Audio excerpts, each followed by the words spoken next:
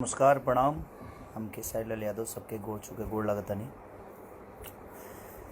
और काल एगो गाना हमारे रिलीज होखे वाला बा,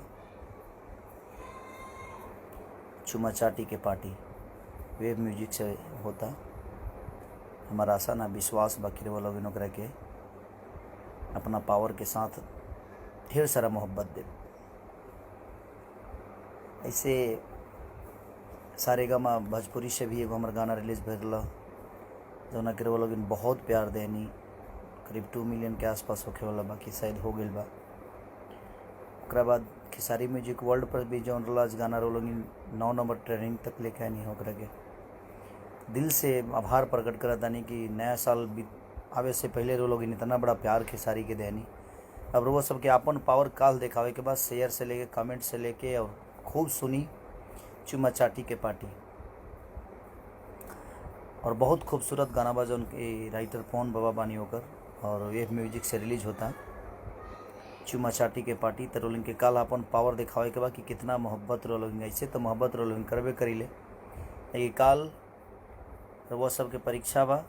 काल दबा के प्यार देवे के बा। ऐसे जे काल लास्ट गाना हमारा रिलीज होता, एक बाद कोनो नया साल के गाना ना हुई। अब जौन भी हुई लोकगीत हुई उनके बीच में। तो ढेर सारा प्यार अजय सिंह राजपूत। धन्यवाद भाई जी, अजय भैया, सबके प्रणाम। और पवन बाबा के लिखल वो गाना हो चुमा चाटी के पार्टी। तो बस ये कहे खातिर हमें नहीं है। और लोग सारेगामा भोजपुरी पर भी बहुत प्यार देनी है। करीब 2 मिलियन होखे वाला बा। नया साल के कोनो पहला गाना बा कि मैंने इतना जोर शोर से लोग मोहब्बत देनी ओकरा के। तो दिल से प्रणाम बा और यही मोहब्बत देते रही लोग। और नया साल खातिर जितना भी लोग बा, पुराना जौन बीतल तवन तो गड़बड़े बीतल है, लेकिन ईश्वर से प्रार्थना करब कि पूरा देश पर नया साल के एगो नया उमंग लेके आवे और नया साल में हमनी के जीवन खुशहाल कटे, 2020 की तरह ना कटे। जौन बीत गई आई कैसे, जौन झर गई फुलाई कैसे। तो ठीक बा, जीवन में दुख सुख लागल रहेला सबका खातिर।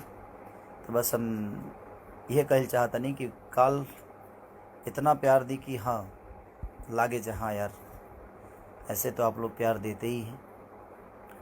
और दिल से प्रणाम सबके, जितना लोग हमारे से जुड़ल बा लाइव में, सबके प्रणाम कि रहुआ लोग अपन ख्याल रखी।